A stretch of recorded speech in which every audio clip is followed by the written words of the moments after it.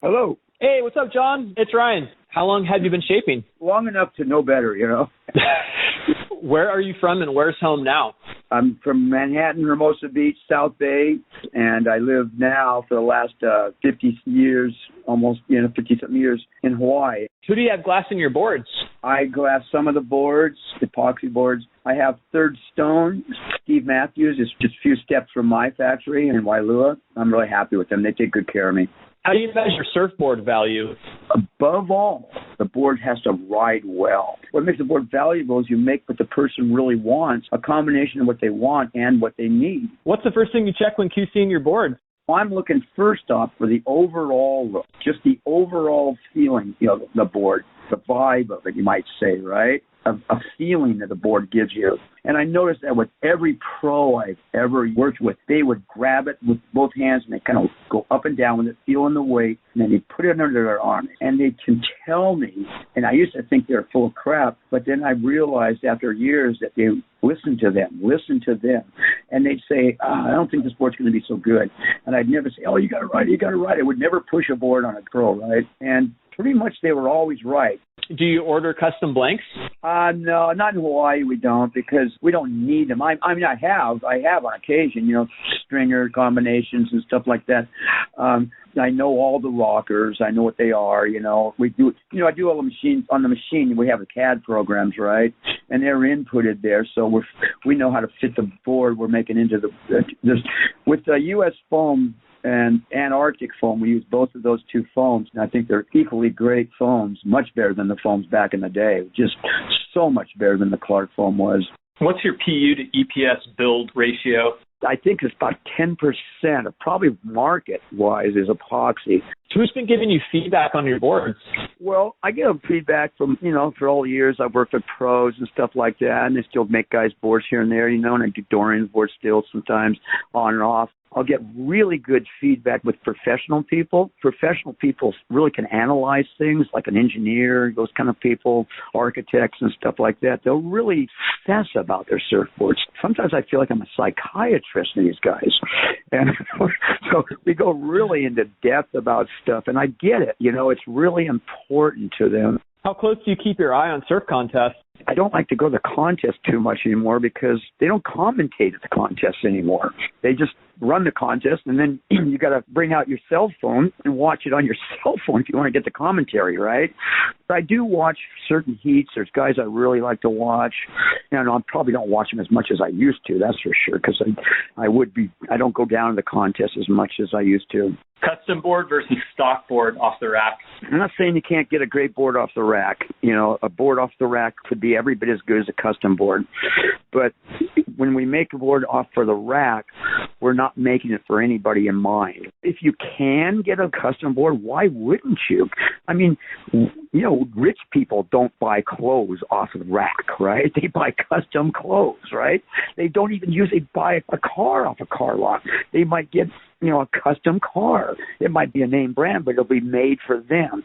I mean, this is a sign of really having wealth and power and having, respect, is to be able to get something made for you. And I tell you, man, custom boards are something that the industry would really like to get rid of, especially the stores, And so, gosh, people should take advantage of it while they can, because, I mean, when we were doing big production, because at one point we were, like one of the top board volume-wise builders, and I could never have time to make custom boards for people. I just couldn't. There wasn't enough time in the day, and so now I'm really stoked because I can actually make custom board, talk to the person. I love talking to them, make friends, and stuff like that. That's really what board building is about. It's one of the few things you still can get custom, but it takes longer, and I'm not getting paid when I talk to a person, but I always make sure we have one golden rule. We don't take an order until they put a deposit down. Put deposit first, then we order board, and then we do dimensions. Because I've talked to people for 2 or 3 hours, and then they say, okay, well, I'll get back to you. What's your custom to stock build ratio?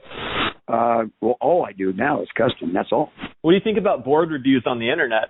they're a sore subject. I've been on the good side and the bad side of them, and I just think it's unfair. I think it's maybe corrupt board reviews. It just sounds like I was kind of kissing up kind of a thing, you know, and you know, I know that, you know, back in the day, you know, when the magazines were, everything was magazines, right? And, you know, you pretty much had to give every frickin' worker in their free boards. You know, maybe 20 boards a year to surfer, 30 to surfing, stuff like that, if you wanted to have your pictures shown. It was rotten, and it was bad, and it pissed me off, but I did it, and I did it well. The top board manufacturers in the world, and we all totally agree that, God, we've gotten trapped. We're totally trapped. And it's gotten way worse now. You know, I have the kind of personality that could probably do good in that kind of things, but a lot of people just are more introverted and quiet. And, you know, the surf industry is not a good place for quiet men, for quiet people. Who's your stab in the darker shaper? It's a guy named Drew Sparrow, and he owns a machine. He does a cutting service over. He cuts a lot of guys' boards over here. So he's made a business of that, and in his own right, he's becoming a pretty well-known shaper. He makes a lot of guns, really neat guns, you know. He's got, I think he's really, I look at his boards, and they're just beautiful to me, you know, the lines of them. I mean, he's seeing, you know, like I say, he used to cut my board. Well, he still cuts my boards.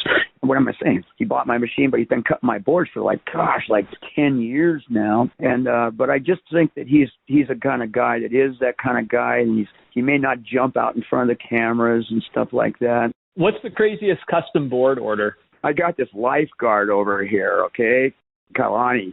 He's a big Hawaiian guy, man. He gets boards from me, about maybe 3 or 4, sometimes 5 a year for years and years and years. He's really well educated about all things art, literature, music, world events, and everything like that. So, but he waits till he has a dream, and he dreams about a surfboard. It might be 2 months, might be 6 weeks, sometimes 3 months, sometimes a bunch in a row. And his dream will be something about a surfboard. And in this dream, it'll be combinations. And just like to put everything together in surfboards. And we all, it's like these things, the glassers usually hate me because they got weird channels everywhere.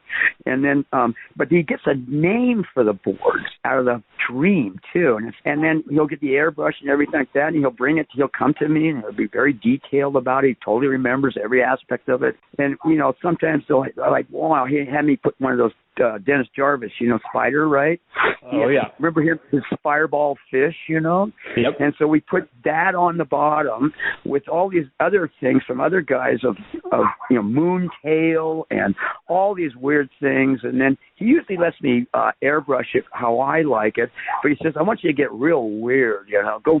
Nothing's too weird for me. So we do something. I do a lot of what we call rat rod stuff, you know. It looks like old jalopies and rods. But anyway, yeah, so that his boards are always, every time he comes over, I know it's going to be weird. John, do you have anything new in the works?